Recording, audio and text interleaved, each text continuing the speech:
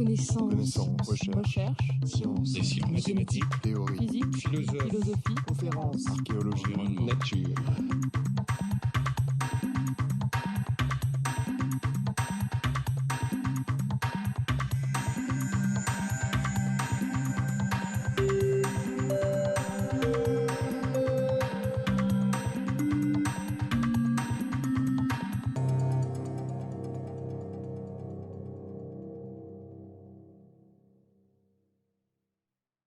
Bonjour, je suis très heureux de vous accueillir aujourd'hui en tant qu'administrateur du Collège de France, d'accueillir ce colloque qui est organisé conjointement par le Collège de France et par l'Académie des sciences. Et c'est Henri Leridon qui est professeur ici au Collège de France, qui est le premier titulaire de la chaire Développement durable, environnement, énergie, société, qui, avec ses collègues, a organisé et conçu ce programme. Alors, ce colloque s'intitule Population, comportement et développement durable. C'est un grand sujet qui va tenter de répondre aux questions que nous nous posons tous en termes de possibilité de notre planète à assurer aux générations futures la qualité de vie dont nous avons la chance, le privilège de bénéficier aujourd'hui. Ces questions de développement durable nécessitent de prendre en compte une multitude en fait, de paramètres complexes, intriqués, dans de multiples domaines. Et le programme de ce colloque reflète bien justement la multiplicité des acteurs et des chercheurs qui doivent réfléchir ensemble aux différentes solutions que l'on peut tenter de proposer. Il y a un véritable regard croisé qui est proposé par Henri Leridon sur ces thèmes avec des chercheurs, des ingénieurs, des spécialistes aussi des sciences exactes en sciences humaines et sociales qui vont donc intervenir lors de ces 2 jours pour traiter de démographie, de transition démographique, pour traiter des répercussions économiques, bien sûr, que pose cette démographie actuelle, pour traiter aussi de l'impact du changement climatique sur les ressources naturelles, sur les problèmes d'alimentation, sur les problèmes naturellement de l'eau et de sa disponibilité pour, à la fois d'ailleurs, avec le paradoxe d'une agriculture dans des conditions difficiles, une urbanisation d'un autre côté souvent sauvage dans les pays en voie de développement et qui pose des problèmes considérables. Voilà, ce colloque est enregistré. Donc il y a une audience physique, et nous sommes heureux de vous accueillir ici, mais il y a aussi une audience par les internautes, qui peut être une audience extrêmement importante, et pour vous aussi de reprendre telle ou telle conférence.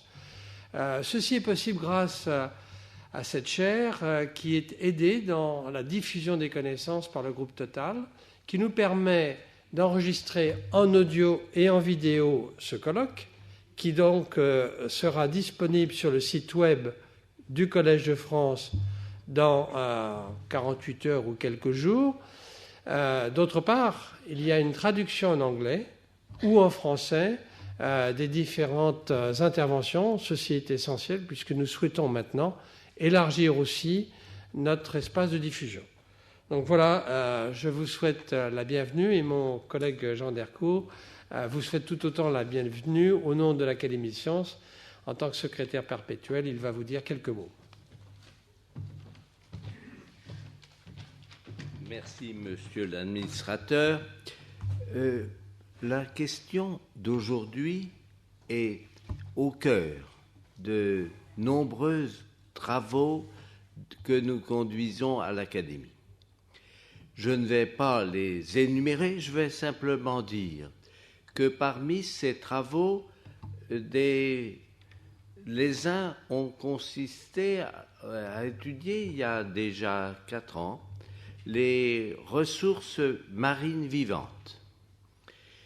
Et le résultat de nos travaux est de conseiller le gouvernement.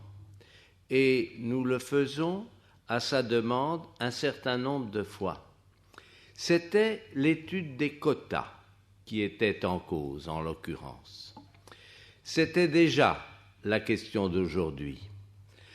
L'accroissement démographique est-elle compatible avec la persistance de la vie telle qu'elle est sur la Terre? Et par ce début de travail, nous avons ensuite commencé des travaux sur les sols, sur l'eau, et M. Ghislain Marcilly, qui sera l'un des orateurs, l'a parfaitement montré. Il l'a fait avec la préoccupation déjà de dire de l'eau oui, de l'eau pour tous, demain, et c'était le problème. Et de là nous est apparue l'impérative exigence de mieux parler et de parler réellement de la démographie. Il est curieux de voir comment on avait pu négliger cette discipline clé et oser parler d'évolution de l'humanité. La démographie, c'est un géologue qui le dit, c'était une chose simple et peu disponible à fournir des hypothèses de travail. Les travaux personnels d'Henri Léridon ont montré qu'il n'en était rien. La complexité est extrême. Et cela évitera, me semble-t-il, des propos très fréquents. Il y a trop d'hommes sur la terre. Et ceci, pour les gens de ma génération, fait froid dans le dos. Il y a d'autres qui y pensèrent. Il n'y a pas trop d'hommes sur la terre. Il y a la possibilité d'en nourrir, de faire vivre dans la paix et le bonheur un grand nombre d'hommes. Et ce que l'humanité a su faire avec Pasteur et Fleming, par exemple, est la preuve qu'on peut passer d'un stade où la démographie nous donne des âges de durée de vie moyenne, et c'était celle de nos arrière-grands-parents, qui font froid dans le dos. Et nous sommes beaucoup dans l'audience aujourd'hui qui n'auraient pas pu entendre ce colloque. Donc la démographie est la clé qui nous permet de proposer des solutions à des problèmes. Des problèmes, nous allons les entendre aujourd'hui, et la manière de parler de l'humanité qui aura à vivre ces problèmes sera la clé de voûte de ces entretiens. Et l'Académie des sciences est tout à fait heureuse d'avoir pu donner son parrainage à un travail majeur dans sa politique actuelle. Ayons un bon colloque, et monsieur l'administrateur, merci encore de votre accueil.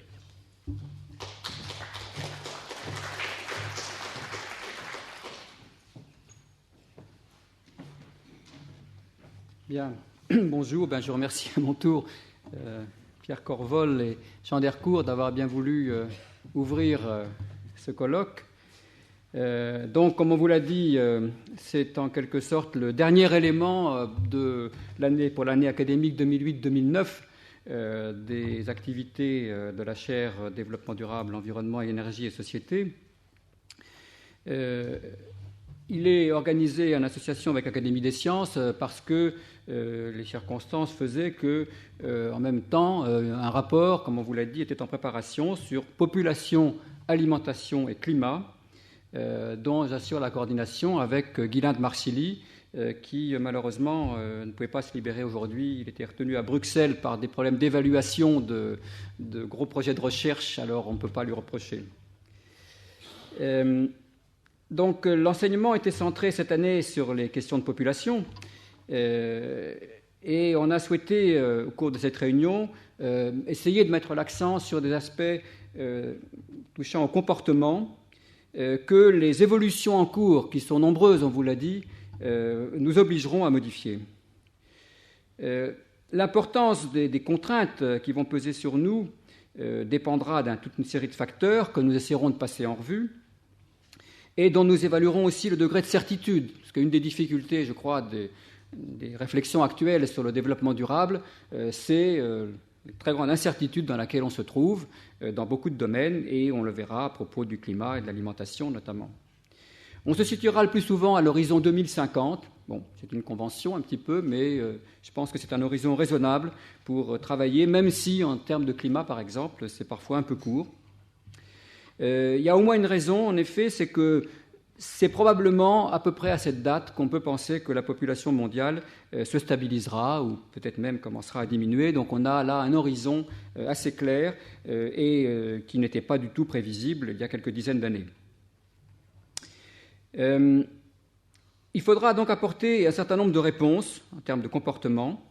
Ça se traduira parfois par des réactions contraintes, peut-être par exemple sous la forme de migration forcée, il y en aura certainement liées à l'évolution climatique. Mais aussi, dans d'autres cas, nombreux, il faudra faire des choix. On le voit aujourd'hui sur la question des bio ou des agrocarburants, dont le développement a peut-être été fait au détriment des cultures alimentaires, et il faut se poser sérieusement la question pour l'avenir. Ou pour toutes les formes de partage d'utilisation des ressources en eau, par exemple. Et puis, il y aura un impact économique très important. Il y aura les conséquences des transformations démographiques structurelles, nous en parlerons, mais aussi des conséquences liées aux évolutions climatiques et qui sera intéressant de prendre en compte dans la réflexion économique. Donc tout cela, nous allons l'aborder grâce aux intervenants qui ont accepté de venir ici au cours de ce colloque, et je les remercie vivement de leur participation. Ce n'est pas très facile de mobiliser des personnes très compétentes sur ces sujets dans un délai bref. Et nous aurons une table ronde demain après-midi dans laquelle on essaiera à la fois peut-être de revenir un peu sur un certain nombre de questions qui ont été abordées et puis de voir plus directement comment les comportements peuvent être modifiés, quel est le degré de plausibilité sur ces changements nécessaires. Et enfin, le professeur Amartya Sen, prix Nobel d'économie, comme vous savez, nous fera le plaisir et l'honneur de conclure cette réunion, à nouveau, je pense, en abordant ce thème des comportements. Alors, je remercie à mon tour un certain nombre de personnes et de collectivités, comme le groupe Total, on vous l'a dit, qui soutient le fonctionnement de la chaire et tout particulièrement le présent colloque. Mais je veux surtout associer le personnel du Collège de France, pour qui l'organisation de ce type de réunion est une tâche assez lourde, et tout particulièrement à Mme Grancy-Rodriguez, qui devra enchaîner dès lundi avec un autre colloque, et pour qui la tâche était rude.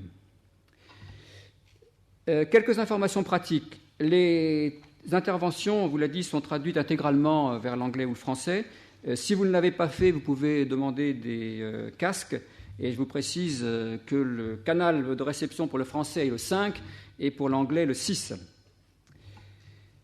Après chaque présentation, on essaiera de réserver un temps de 10 à 15 minutes pour les questions. On fera donc circuler un micro. Faites attention, comme toujours, à ne parler qu'en présence du micro, si j'ose dire, pour que la traduction puisse être faite convenablement, et à parler pas trop vite, je le dis aussi pour les orateurs. Et puis j'espère que pendant la table ronde demain, on aura également un temps de débat important. Il y aura des pauses, dont je vous demanderai, comme d'habitude, de respecter la durée, surtout ce matin, je crois qu'on a prévu une pause un peu courte.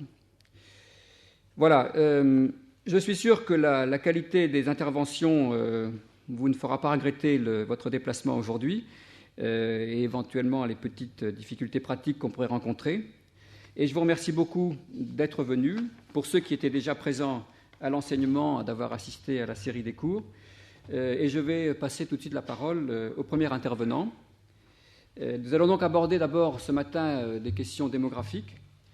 Et pour cela, on a le grand plaisir d'accueillir le professeur Joel Cohen, qui enseigne à l'université Rockefeller et à la Columbia University à New York, qui est un grand spécialiste des questions de population. Il avait notamment commis il y a quelques années un ouvrage sur la carrying capacity, c'est-à-dire la capacité Combien d'hommes peuvent vivre sur Terre, on dirait plutôt en français.